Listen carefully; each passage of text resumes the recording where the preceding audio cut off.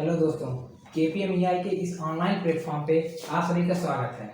Gravitation chapter चल रहा है और एग्जांपल्स ऑफ ग्रेविटेशनल फोर्स तक हमने देख लिया था। Got it? So my name is Yashpal and we are going to discuss about the advantages of gravitational force, जो कि हमने लास्ट वीडियो में डिस्कस किया था। ठीक है, अब इसको हम पहला एडवांटेज है वह है कि हमारा जो सोलर सिस्टम है ये प्लैनेट्स और सन के बीच ग्रेविटेशनल फोर्स की वजह से होल्ड है। So our solar system holds due to gravitational force between planets and sun। और जो दूसरा एडवांटेज ऑफ ग्रेविटेशनल फोर्स है वो है कि अर्थ पे जितने भी ऑब्जेक्ट हैं और जो हमारे अर्थ का एटमॉस्फेयर है ये अर्थ के ग्रेविटेशनल फोर्स की वजह से बाइंड है। ठीक है, so all the things and atmosphere of earth binds with earth due to its gravitational force.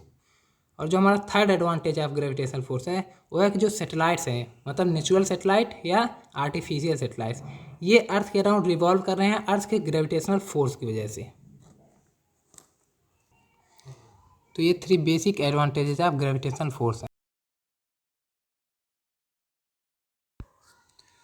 अब बात करते हैं ग्रेविटेशनल फील्ड की। तो जैसा हम जानते हैं कि कोई बॉडी है, उसके पास मास है, तो दूसरे बॉडी पर एक ग्रेविटेशनल फोर्स लगा रहा है। तो किसी मास के अराउंड जहाँ तक ग्रेविटेशनल फोर्स को महसूस किया जा सकता है ग्रेविटेशनल फील्ड कहलाता है। ठीक है, तो इसका डिफिनीशन हम इस तरह से देंगे कि gravitational field it is the space of region around a huge object up to which gravitational force can be experienced. अब थोड़ा सा रिकॉल करते हैं न्यूटन्स लॉ ऑफ ग्रेविटेशन या यूनिवर्सल लॉ ऑफ ग्रेविटेशन के बारे में। ठीक है, तो न्यूटन्स लॉ ऑफ ग्रेविटेशन से हमको क्या मिला था? F equal to G m1 m2 upon r square, जहाँ पे क्या था F जो है वो यूनिवर्सली प्रोपोर्शनल है किसके? r स्क्वायर के। इसको कहते हैं इनवर्स स्क्वायर लॉ। तो यहाँ से हमको मिला कि F follows inverse square law. अगर हम बात करते हैं डायरेक्शन ऑफ ग्रेविटेशनल फोर्स का, तो जो डायरेक्शन ऑफ ग्रेविटेशनल फोर्स होता है ये बोथ बॉडी के सेंटर के राउंड होता है। तो इसको हम कैसे लिख सकते हैं? The direction of gravitational force is along line joining centres of both bodies. ठीक है, तो ग्रेविटेशनल फोर्स की बेसिक थियरी हमने कर ली है। अब कुछ न्यूमेरिकल्स भी कर लेते हैं इस पे। तो चलिए सीधा चलते हैं न्यूमेरिकल। तो ये रहा क्वेश्चन सीधे आपके सामने, मतलब यहाँ। ठीक है, तो क्वेश्चन में क्या कह रहा है? क्वेश्चन में बोल रहा है the mass of earth is 6 × 10⁴ kg and that of moon is 7.4 × 10⁻22 kg if the distance between earth and the moon is 3.84 × 10⁵ km। Calculate the force exerted by earth on the moon. हमको जी की value भी दे दिया है और m1 दे दिया है, यानी mass of earth, m2 दे दिया है मतलब मास ऑफ मून, r दे दिया है distance between earth and moon. ठीक है, और जी की वैल्यू भी दे दिया है, यानी force exerted by earth on the moon हमको कैलकुलेट करना है। ठीक है, तो ये क्वेश्चन में पूछा है, तो सिंपल फार्मूले पे है, वीडियो को पॉज करिए और ट्राई करिए। ठीक है, एक चीज़ और, यहाँ पे जो आर का वैल्यू दिया है यानी distance between earth and moon दिया है, ये किलोमीटर में दिया है, तो इसको मीटर में हमको चेंज करना पड़ेगा। ठीक है,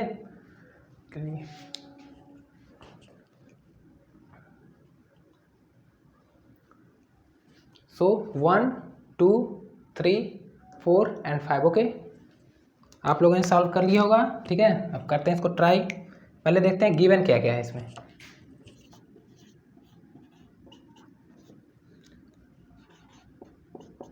ये मोन यानी मास ऑफ अर्थ का वैल्यू कितना है?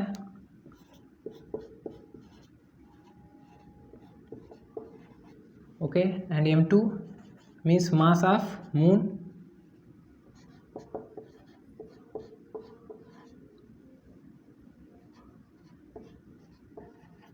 डिस्टेंस जो दिया है, distance between earth and moon, R की वैल्यू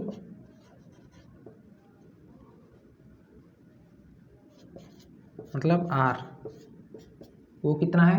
3.84।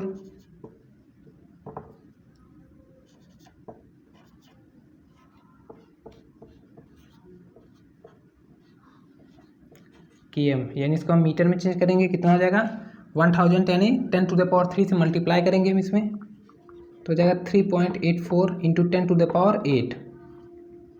ओवरऑल ही किस में आ जाएगा? मीटर में। ठीक है, और जी की वैल्यू तो यहाँ पे हमको फोर्स कैलकुलेट करना है। ठीक है, सॉल्व करते हैं इसको, सिंपल फार्मूले पे है। हाँ, क्वेश्चन में कैलकुलेशन रहेगा। ठीक है, मतलब जो टाइम लगेगा कैलकुलेशन में लगेगा इसके। ठीक है, बाकी सिंपल फार्मूले पे है, वैल्यू सब गिवन है, हमको पुट कर देना उसमें। यहाँ मिटा देते हैं, स्पेस हो जाएगा। कैपिटल एफ की वैल्यू हमको कैलकुलेट करनी है।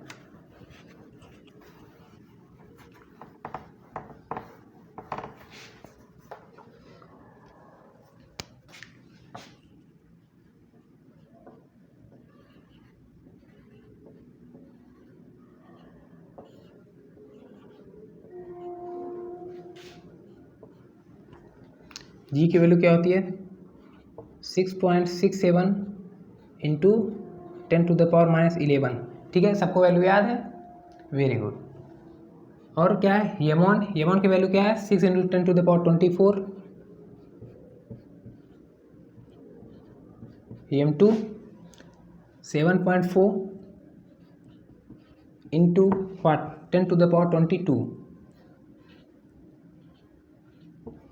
और अपान R स्क्वायर। R का वैल्यू कितना है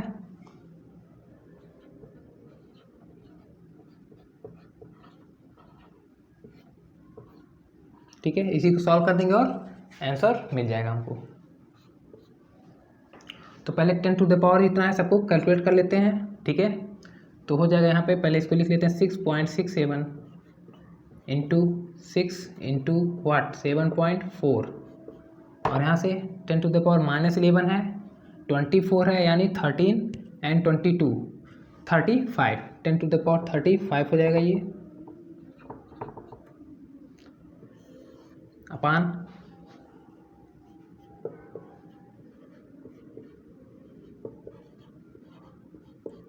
ये हो जाएगा 10⁸ का स्क्वायर यानी 10⁻16। ठीक है, इसको हम ऊपर न्यूमरेटर में ट्रांसफ़र कर देंगे, तो यहाँ पे पावर में माइनस हो जाएगा, मतलब यहाँ आ जाएगा इंटू 10⁻⁻16। ठीक, अब इसको मल्टीप्लाई कर लेते हैं, इसको मिटा दें।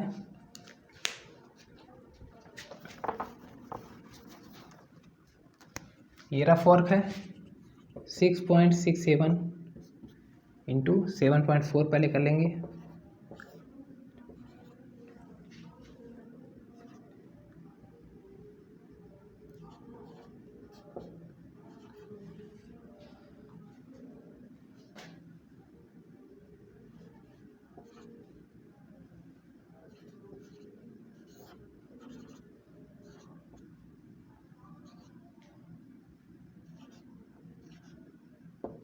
$49.358 और क्या इंटू 6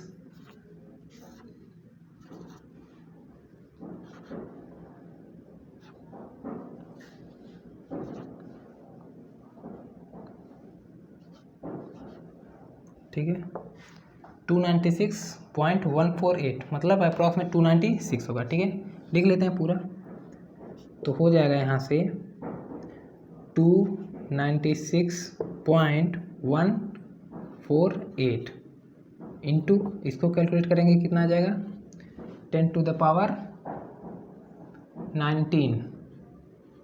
ठीक है,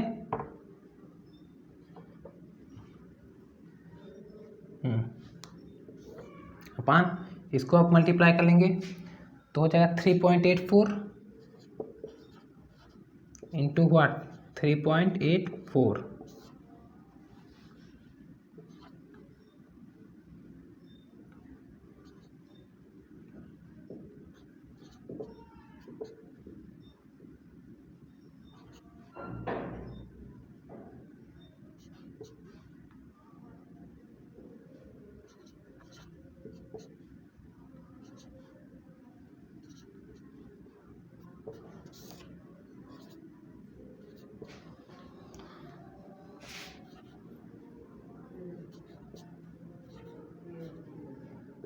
14.74।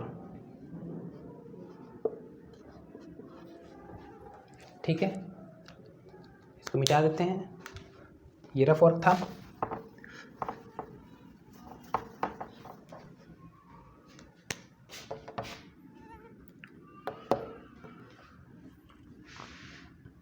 यहाँ से ऊपर नीचे दोनों न्यूमरेटर एंड डिनोमिनेटर में 10 का मल्टीप्लाई कर देंगे। ठीक है, इंटू 10 इंटू 10, इससे क्या होगा, इससे ये पॉइंट एक एक और आगे आ जाएगा, ठीक है। इसका पॉइंट यहाँ पे आ जाएगा, इसका पॉइंट यहाँ पे आ जाएगा। जल्दी से कैलकुलेट कर लेंगे इसको, तो हो जाएगा 2961.48 इंटू 10⁻19, ठीक है। आ रही बात समझ में? अपान ये कितना आ जाएगा, जब 10 से मल्टीप्लाई होगा तो 147.4 आ जाएगा, ठीक। अब इसको कैलकुलेट करते हैं, तो 147 10 जा 1470 हो जाएगा, यानी अगर हम 20 से मल्टीप्लाई करें तो हो जाएगा कितना, 2940, ठीक है। तो यानी 2 टाइम्स नहीं 20 टाइम्स आ जाएगा, ये 2961 2940, ठीक है। तो मतलब 2 ये 20 आ जाएगा,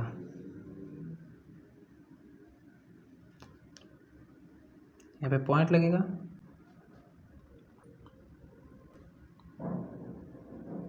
तो कितना हो जाएगा यहाँ पे 20.1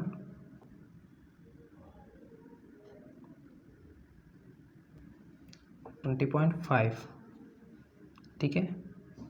तो ये अप्रॉक्स कितना आ रहा है 20.5 के आसपास आ रहा है, इसी के अराउंड आएगा। तो यहाँ पे और अगर हम कैलकुलेट करेंगे तो क्या हो जाएगा, यहाँ पे 20.5 इंटू 10⁻19, ठीक है। यहाँ पे 0.4 भी है ना, इसके आगे भी है, ठीक है। यहाँ पे पॉइंट है, यहाँ पे 48 है, यहाँ भी 4 है, तो अप्रॉक्स 20 पॉइंट समथिंग आएगा, ठीक है, 20.5। तो इसको हम कैलकुलेट करेंगे थोड़ा सा और, तो ये क्या हो जाएगा, ठीक है। ये पॉइंट अगर हम यहाँ पे ले आएँ तो जाएगा 2 इंटू, और यहाँ पे 10⁻19 था, 10 बढ़ जाएगा, कितना हो जाएगा 20 न्यूटन, ठीक है। तो किसकी वैल्यू आ जाएगी, ये सब एफ की वैल्यू थी, ठीक है। तो फाइनली एफ कितना आ जाएगा, एफ आ जाएगा 2 इंटू 10⁻20 न्यूटन, ठीक है। मतलब कैलकुलेशन ही था इसमें, कैलकुलेशन ही था, टाइम टेकन था थोड़ा सा। इस टाइप के जितने न्यूमेरिकल्स होते हैं सब में कैलकुलेशन ही होता है, ठीक है। कैलकुलेशन हमको अच्छे से करना रहता है इसमें। लेते हैं next question.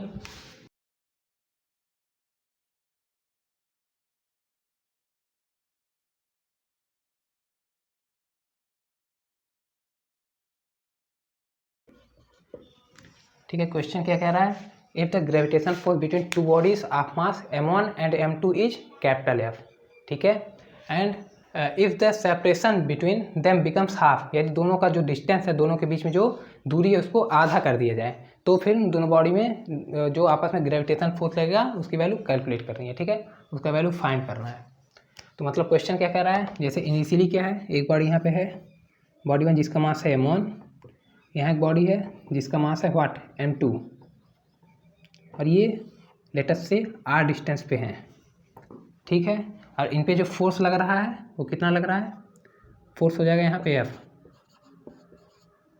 Force equal to F capital F, ठीक है। मतलब दो बॉडी जिसका मास m1 है, एक का मास m1 है, एक का मास m2 है, दोनों r डिस्टेंस पे हैं, तो उन दोनों पे जो फोर्स लग रहा है कितना लग रहा है F, ठीक है। और अकॉर्डिंग टू क्वेश्चन में क्या कह रहा है कि यदि दोनों का सेपरेशन है, दोनों के बीच के जो डिस्टेंस हो आधा कर दिया जाए, मतलब फ्रॉम क्वेश्चन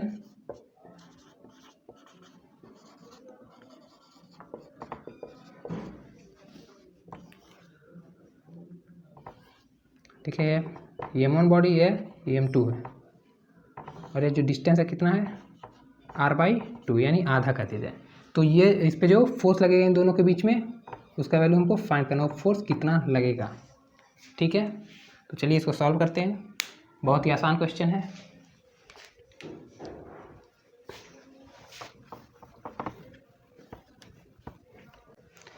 मतलब क्या है, मास m1 एंड m2, मतलब मास सेम है, केवल उन दोनों के बीच का जो डिस्टेंस उसको क्या कर दिया जा रहा है, आधा कर दिया जा रहा है, ठीक है, हाफ कर दिया जा रहा है। तो सॉल्यूशन,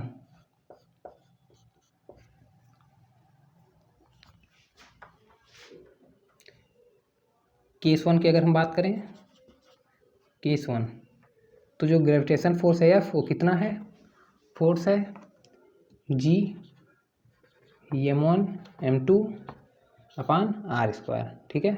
मतलब एक बॉडी जिसका मास m1 है और दूसरा बॉडी जिसका मास m2 है, दोनों के बीच का डिस्टेंस लेटर से r, ठीक है, हमने r मान लिया है, और उन पर जो फोर्स लग रहा है क्या लग रहा है, एफ लग रहा है। तो एफ की जो वैल्यू होगी फ्रॉम फार्मूला क्या होगी, F equal to G m1 m2 upon R square. इसको मान लेते हैं फर्स्ट, ठीक है। अब फ्रॉम क्वेश्चन यानी केस 2 की अगर हम बात करें, क्या कह रहा है, मतलब आर को क्या कर दिया गया है, हाफ कर दिया गया है, ठीक है। तो इफ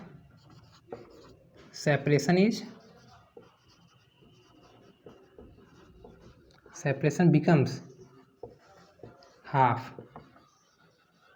ठीक है, देन तो जो फोर्स हो जाएगा एफ कितना हो जाएगा, जी m1 m2 upon R square की जगह पर हम क्या लेंगे, r/2 का स्क्वायर, ठीक है। आर एक नहीं बात समझ में, डिस्टेंस को क्या कर दिया जा रहा है, हाफ कर दिया जा रहा है। तो आर की जगह क्या हो जाएगा, r/2 हो जाएगा। तो आर स्क्वायर की जगह क्या हो जाएगा, r/2 का स्क्वायर, ठीक है। तो ये जाएगा जी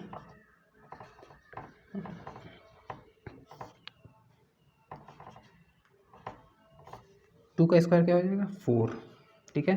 ये 4 ऊपर चला जाएगा, ठीक है। तो क्या हो जाएगा 4 जी m1 m2 upon R square, ठीक है।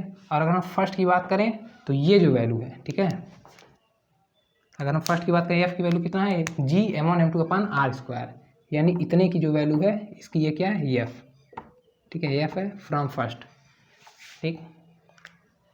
तो जो एफ की वैल्यू आ जाएगी कितना आ जाएगी 4f, यानी इसको हम एफ डैश मान लेते हैं। एफ डैश मतलब कि सेपरेशन के जो सेपरेशन है उसको हाफ कर देंगे, उसके बाद का जो फोर्स आएगा क्या है, लेटर से एफ डैश है, ठीक है। तो जो एफ डैश की वैल्यू आ जाएगी कितना आ जाएगा 4f, ठीक है। यानी जो इनिशियल था उसका चौगुना हो जाएगा, मतलब डिस्टेंस हम कम कर रहे हैं तो उसका जो फोर्स है वो क्या हो जा रहा है, बढ़ जा रहा है। अगर हम आधा कर दे रहे हैं तो चौगुना हो जा रहा है, ठीक है। हाफ कर दे रहे हैं तो 4 टाइम्स हो जा रहा है। उसी तरह अगर हम 1/3 कर दें, ठीक है, मतलब 1/3 अगर हम कर दें दोनों के सेपरेशन को, तो जो फोर्स आएगा कितना आ जाएगा, वो 3 के स्क्वायर टाइम्स आ जाएगा, मतलब 9 टाइम्स, ठीक है, 9 गुना हो जाएगा। तो इस तरह के जितने भी क्वेश्चन हैं इस पर आ सकते हैं, एनसीईआरटी में दिए हुए हैं, ठीक है। यदि हम हाफ कर दें तो कितना हो जाएगा, 1/3 कर दें तो कितना हो जाएगा, 1/4 कर दें तो कितना हो जाएगा, ठीक है। चलिए अब इसी क्वेश्चन को हम चेंज कर दे रहे हैं। तो इसका जो आंसर आया कितना आ जाएगा, F dash equal to 4f, ठीक है। हम इसको क्या कर दे रहे हैं, हाफ की जगह 1/3 कर दे रहे हैं, 1/3,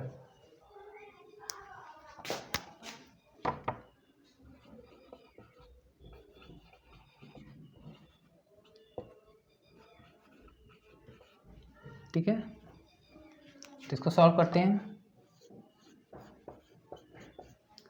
तो पहले क्या है, पहले जो डिस्टेंस वो कितना है, r है, मास है m1, m2 जो फोर्स लग रहा है वो कितना लग रहा है, f लग रहा है। तो जाएगा f इक्वल टू जी,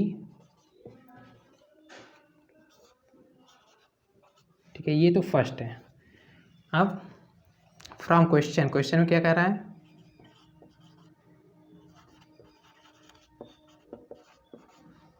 जो सेपरेशन उसको क्या कर दे रहा है, यानी जो r है r को क्या कर दे रहा है, r को r/3 कर दे रहा है, यानी 1/3, मतलब r इंटू 1/3, ठीक है, मतलब r/3 कर दे रहा है, ठीक है। इस केस में क्या है, जैसे बॉडी है यहाँ पे एक बॉडी है m1, ये है m2,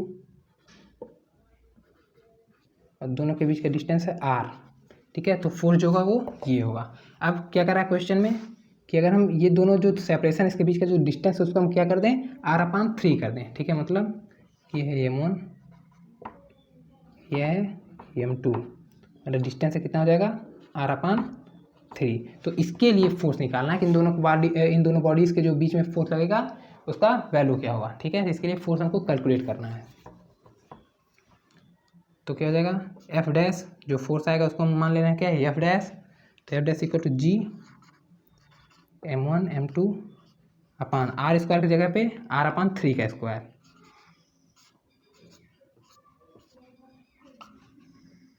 तो कितना हो जाएगा, ये 3 का स्क्वायर कितना हो जाएगा 9, ये ऊपर चला जाएगा यानी न्यूमरेटर में, तो 9 times G m1 m2 upon R square, यानी कि 9 और G(m1m2 / r² क्या है, F है, तो 9F हो जाएगा। मतलब क्या है, यहाँ से हमको क्या मिला, यहाँ से हमको मिला कि अगर हम डिस्टेंस को हाफ कर दे रहे हैं, यानी अगर हम डिस्टेंस को 1/2 कर दे रहे हैं, ठीक है, तो जो फोर्स हो जा रहा है कितना हो जाएगा, 2 के स्क्वायर टाइम यानी 4 टाइम्स हो जा रहा है। अगर हम दोनों के बीच का डिस्टेंस जो है उसको 1/3 कर दे रहे हैं, तो जो एफ की वैल्यू आ जाएगी कितना आ जाएगी, 9 टाइम्स आ रही है, यानी 3 के स्क्वायर टाइम्स आ रही है।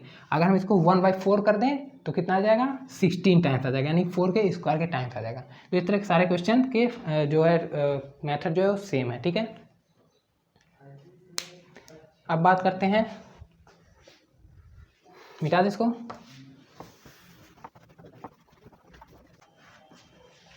अब बात करते हैं gravitational force and law of motion. तो जो ग्रेविटेशनल फोर्स होता है ये न्यूटन्स लॉ ऑफ मोशन को भी फॉलो करता है, ठीक है, जैसे सेकंड लॉ ऑफ मोशन को और थर्ड लॉ ऑफ मोशन को फॉलो करता है, ठीक है। ये बात न्यूटन सर ने ही बताया, तो चलिए इसको डील करते हैं। Gravitational force and Newton's law of motion.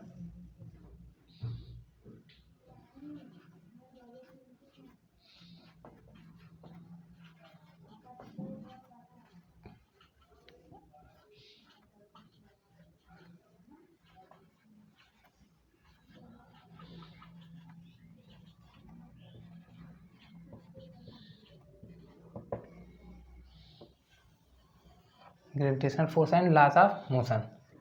तो जैसे हम लोग जानते हैं कि अगर हम किसी बॉडी को, ठीक है, फ्रीली छोड़ दें, मतलब हम इसको यहाँ से ड्रॉप कर दें, ठीक है, तो इसकी वेलोसिटी क्या करती जाएगी, इंक्रीज करती जाएगी। मतलब क्या है कि बॉडी एक्सेलरेट कर रही है, ठीक है, हमने फोर्स नहीं लगाया, हमने इसको रेस्ट से ड्रॉप कर दिया, यहीं से हमने छोड़ दिया इसको, ठीक है, तो इसकी वेलोसिटी अपने आप बढ़ती जा रही है। इसका मतलब क्या है कि बॉडी एक्सेलरेट कर रही है। तो हमको न्यूटन सेकंड लॉ से पता है क्या, from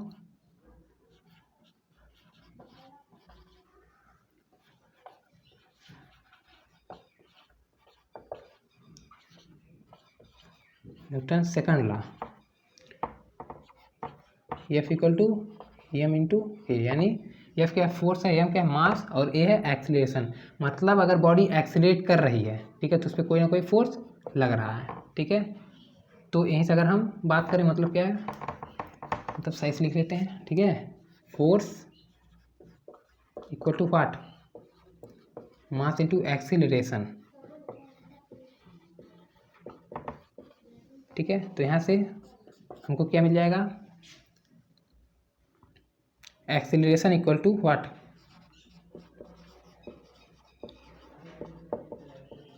acceleration equal to force upon mass, ठीक है। मतलब क्या है कि मास जो है एक्सीलरेशन के इन्वर्सली प्रोपोर्शनल है, ठीक है, इन्वर्सली प्रोपोर्शनल है। मतलब मास अगर ज़्यादा होगा तो एक्सीलरेशन कम लगेगा, यानी कम एक्सीलरेट करेगा, और मास अगर कम होगा तो बॉडी ज़्यादा एक्सीलरेट करेगी, ठीक है। ये हो गया न्यूटन सेकंड लॉ। अब बात करते हैं न्यूटन थर्ड लॉ, जो ग्रेविटेशनल फोर्स है, ठीक है, एफ जो है यह न्यूटन थर्ड लॉ को भी फॉलो करता है, ठीक है। तो न्यूटन थर्ड लॉ बोलता क्या है कि जितनी भी बॉडी है, ठीक है, जैसे अगर दो बॉडी है, दोनों के बीच में जो ग्रेविटेशनल फोर्स लग रहा है इस यूनिवर्स में, ठीक है, वो दोनों पे इक्वली लगे, यानी जो बॉडी फर्स्ट बॉडी जो सेकंड बॉडी पे फोर्स लगाएगी वही force second body first body पे लगाएगी। लेकिन क्या है, जैसे हम एग्जांपल लेते हैं, हमारा अर्थ है और कोई एक अर्थ पे ऑब्जेक्ट है, ठीक है, तो अर्थ और ऑब्जेक्ट जितना फोर्स अर्थ ऑब्जेक्ट पे लगाएगा उतना ही फोर्स ऑब्जेक्ट जो है अर्थ पे लगाएगा, लेकिन ऑब्जेक्ट का मूवमेंट हमको दिखता है, ठीक है। जैसे कोई बॉल है तो बॉल को अगर हम फेंकते हैं ऊपर तो ऊपर से वो नीचे आता है, यानी बॉल का जो एक्सीलरेशन है वो हमको दिखता है, हमको पता चलता है, लेकिन अर्थ का जो एक्सीलरेशन है वो हमको नहीं पता चलता। जबकि न्यूटन थर्ड लॉ के हिसाब से दोनों पे जो फोर्स लग रहा है क्या लग रहा है, इक्वल लग रहा है। तो हमको अर्थ का एक्सीलरेशन क्यों नहीं दिखता है, ठीक है। तो उसके लिए हम बात करते हैं यहाँ से कि अर्थ का क्या है, मास ज़्यादा है, जिसकी वजह से एक्सीलरेशन बहुत कम है। अब कोई बॉल है और अर्थ है, इन दोनों के बीच में जो मास होगा, ठीक है, अर्थ के मास के कंपेरिजन में बॉल का जो मास होगा निग्लिजिबल होगा, यानी जीरो के बराबर होगा। तो जब मास बहुत कम होगा तो एक्सीलरेशन क्या होगा, बहुत ज़्यादा होगा, इसलिए बॉल का एक्सीलरेशन ज़्यादा होता है, हमको दिखता है, ठीक है। और अर्थ का जो मास है क्या है, बहुत ज़्यादा है, तो जब अर्थ का मास बहुत ज़्यादा होगा तो एक्सीलरेशन क्या होगा, बहुत कम होगा, इतना कम होता है कि हमको दिखता ही नहीं है, ठीक है, एक्सीलरेशन होता है लेकिन बहुत ज़्यादा कम एक्सीलरेशन होता है, हमको फील नहीं होता है, ठीक है। तो ये हो गया Newton third law.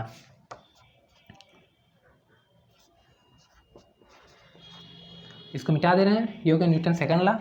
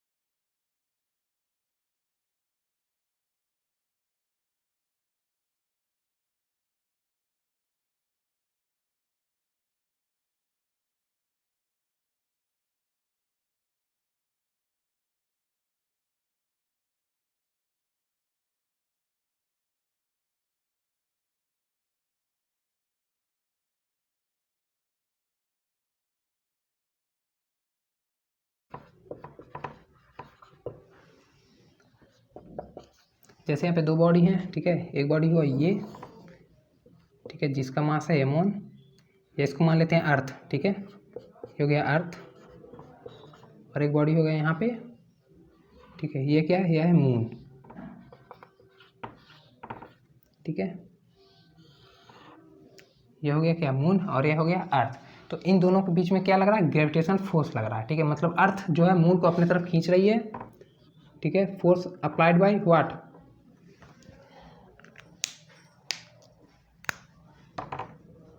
Force applied by earth on moon, ठीक है, force applied by earth on moon, और मून भी क्या कर रहा है, अर्थ को अपनी तरफ खींच रहा है, मतलब इस तरफ खींच रहा है, ठीक है, तो जाएगा force applied by what, moon on earth, ठीक है। तो फ्रॉम न्यूटन्स थर्ड लॉ, जो F यानी force applied by earth on moon जो होगा, force applied by earth on moon, यह सेम होगा force applied by moon on earth के, ठीक है, न्यूटन थर्ड लॉ ये कहता है। तो जो ग्रेविटेशन फोर्स होता है, ये न्यूटन सेकंड लॉ और न्यूटन थर्ड लॉ दोनों को फॉलो करता है, ठीक है, कैसे फॉलो करता है हमने समझ लिया इसको, ठीक है। अब बात करते हैं ग्रेविटी का और फ्री फॉल का, ठीक है, मिटा दे इसको। यहाँ पे हम लिख सकते हैं कि gravitation force follows Newton second law and Newton third law, ठीक है, gravitation force follows Newton's laws of motion, जिसमें सेकंड लॉ और थर्ड लॉ दोनों को फॉलो करता है, ठीक है।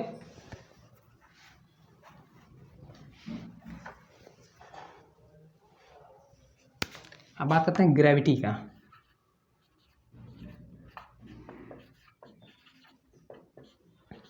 तो ग्रेविटी क्या है, ग्रेविटी एक स्पेशल केस है ग्रेविटेशनल फोर्स का, gravity is an special case of gravitational force, ठीक है। ग्रेविटेशनल फोर्स क्या है, इस यूनिवर्स में कहीं भी दो बॉडी उनके बीच में जो अट्रैक्टिव फोर्स लगता है उसको ग्रेविटेशनल फोर्स बोलते हैं। लेकिन ग्रेविटी क्या है, हम अर्थ पे रहते हैं इसलिए हम अर्थ की बात करेंगे, ठीक है। ग्रेविटी क्या है, अर्थ के लिए लगता है, मतलब अर्थ और अर्थ पे कोई भी ऑब्जेक्ट है उन दोनों के बीच में जो अट्रैक्टिव फोर्स लग रहा है उसको हम बोलते हैं ग्रेविटी, ठीक है। तो ग्रेविटी होता क्या है, इट इज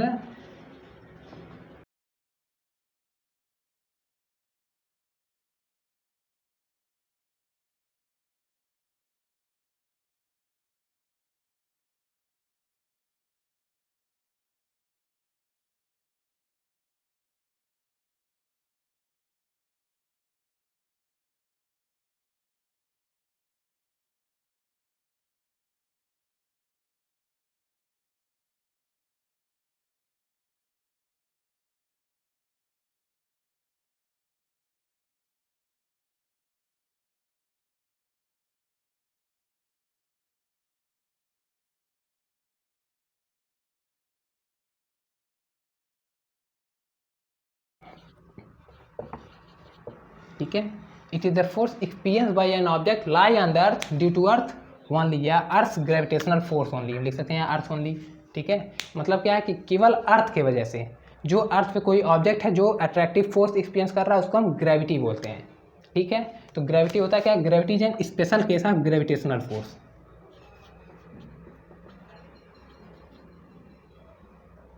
या it is the special case of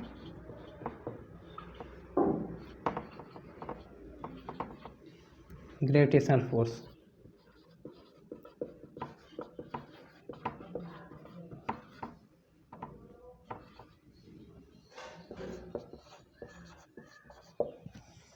ठीक है, ये हो गया ग्रेविटी, ठीक है, मिटा दे इसको,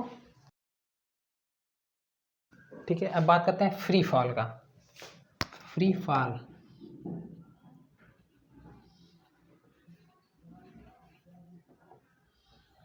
फ्री फॉल क्या है, when a body falls freely या when a body falls in the influence of gravity only, ठीक है, उसको बोलते हैं फ्री फॉल। मतलब कोई भी बॉडी है जो फॉल कर रही है केवल और केवल ग्रेविटी के इन्फ्लुएंस से या अर्थ के ग्रेविटेशनल फोर्स की वजह से जो बॉडी फॉल कर रही है उसको हम बोलते हैं फ्री फॉल, ठीक है। ग्रेविटी क्या होता है, it is the force of attraction between earth and any other body lie on the अर्थ, ठीक है। अर्थ और अर्थ पे कोई ऑब्जेक्ट है उसके बीच में जो ग्रेविटेशन फोर्स लग रहा है उसको हम ग्रेविटी बोलते हैं, ठीक है। तो इसका फ्री फॉल का डिफिनेशन हम लिख सकते हैं,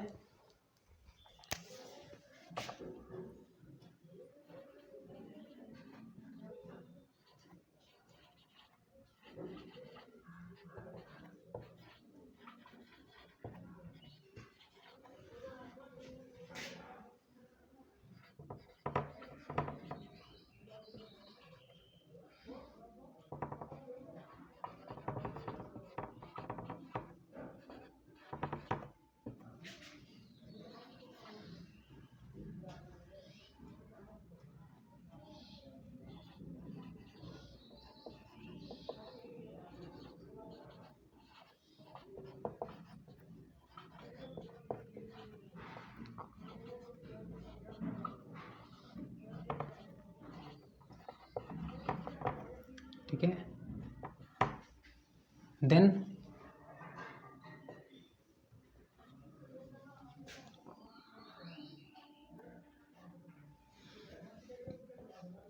इंक खत्म हो गया, ठीक है, इंक फिल कर लेते हैं,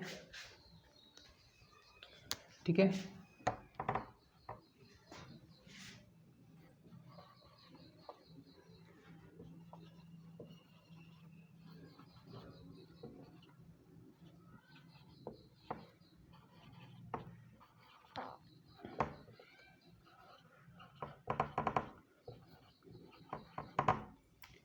and the body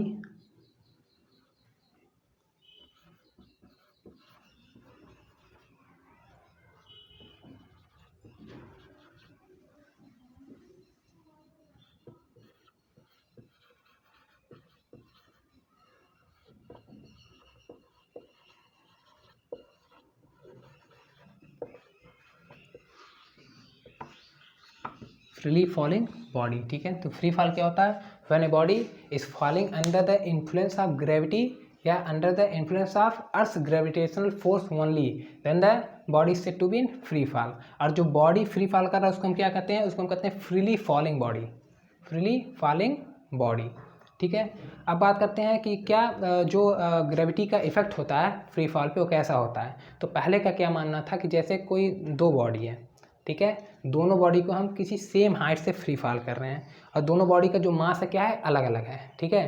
तो दोनों को हम सेम हाइट से क्या कर रहे हैं? फ्री फॉल करा रहे हैं, सेम हाइट से हम छोड़ दे रहे हैं, ड्रॉप कर दे रहे हैं, ठीक है।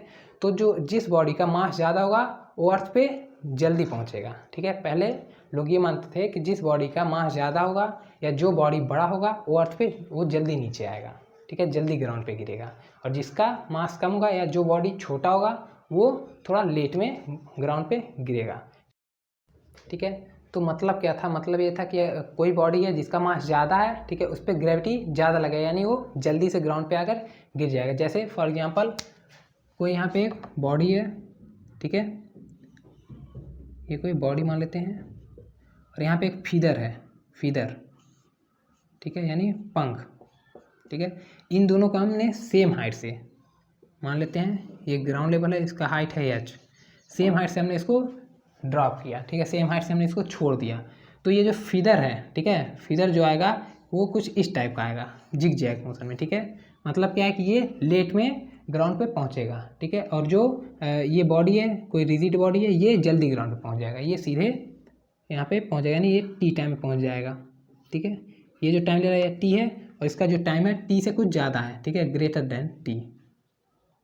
इसका जो टाइम है वो ग्रेटर देन क्या है? टी है, मतलब टी से ज़्यादा समय लग रहा है इसको, ठीक है। तो उन्होंने बताया, लेकिन एक साइंटिस्ट थे जिनका नाम था सर गैलीलियो।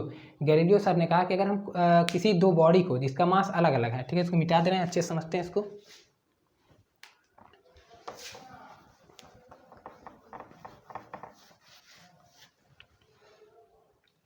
गैलीलियो सर ने कहा कि जैसे यहाँ पे कोई मान लेते हैं ये h हाइट है, ठीक है, और हम दो बॉडी ले रहे हैं, एक बॉडी है छोटा और एक बड़ा बॉडी है, ठीक है, कुछ इस तरह का।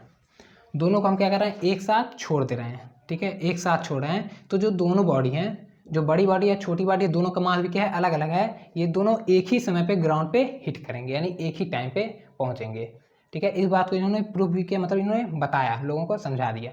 और इन्होंने बात किया कि फीदर है और मान लेते हैं कोई क्वाइन है, ठीक है, यहाँ पे कोई फीदर है, कोई पंख है और कोई क्वाइन है, ठीक है। इस दोनों को हमने सेम हाइट से ड्रॉप किया, तो जो फीदर है वो लेट पहुंचेगा। उन्होंने कहा, इस बात को एग्री किया, लेट पहुंचेगा, लेकिन इसका कारण भी उन्होंने बताया कि फीदर इसलिए लेट ग्राउंड पे हिट करेगा क्योंकि फीदर का जो सरफेस एरिया है ज़्यादा है, और सरफेस एरिया ज़्यादा होने की वजह से जो जो एयर का रेजिस्टेंस इस पर लगेगा, एयर का जो रेजिस्टेंस लगेगा वो ज़्यादा लगेगा, यानी एयर जो इसका अपोज ज़्यादा कर सकेगी क्योंकि इसका जो सरफेस एरिया वो ज़्यादा है, ठीक है।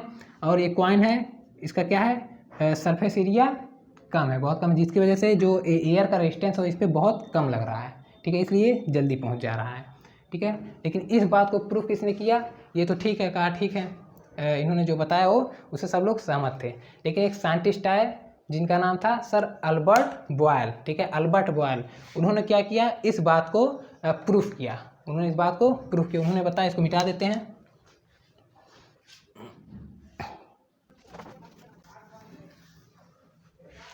जो अल्बर्ट बॉयल सर थे उन्होंने एक एक्सपेरिमेंट किया, एक जार लिया उन्होंने, यह है इवैक्यूएटेड जार, ठीक है।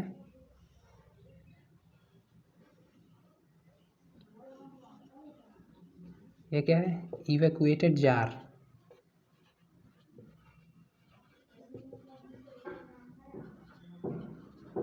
और यह यहाँ पे लगा लिया इन्होंने वैक्यूम पंप है, ये क्या है, यह है वैक्यूम पंप।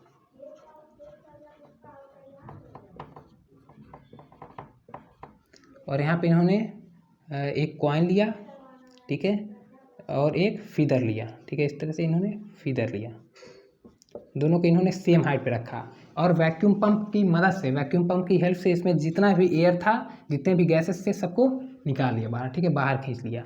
अब इसमें क्या हो गया, ये वैक्यूम बन गया, ठीक है। पूरा यहाँ पे मतलब क्या है, यहाँ पे कोई एयर वगैरह नहीं है।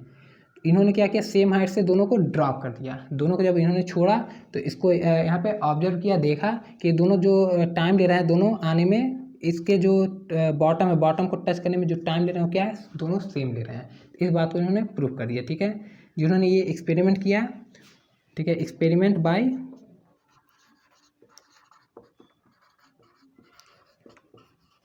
What, Albert boil.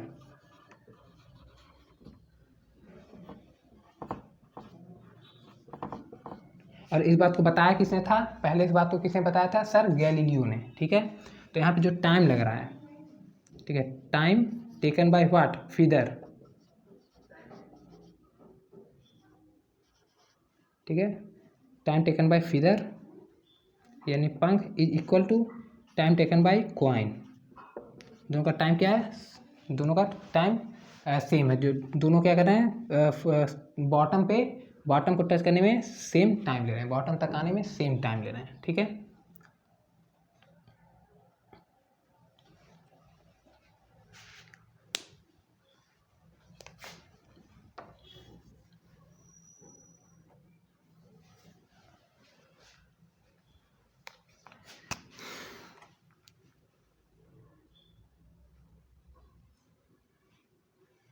तो जो कॉइन है, कॉइन, ठीक है, और जो फिदर है, ये दोनों इसके बॉटम तक आने में जो टाइम ले रहे हैं दोनों सेम टाइम यानी टी टाइम ही दोनों ले रहे हैं। मतलब time taken by feather is equal to time taken by what, coin, ठीक है।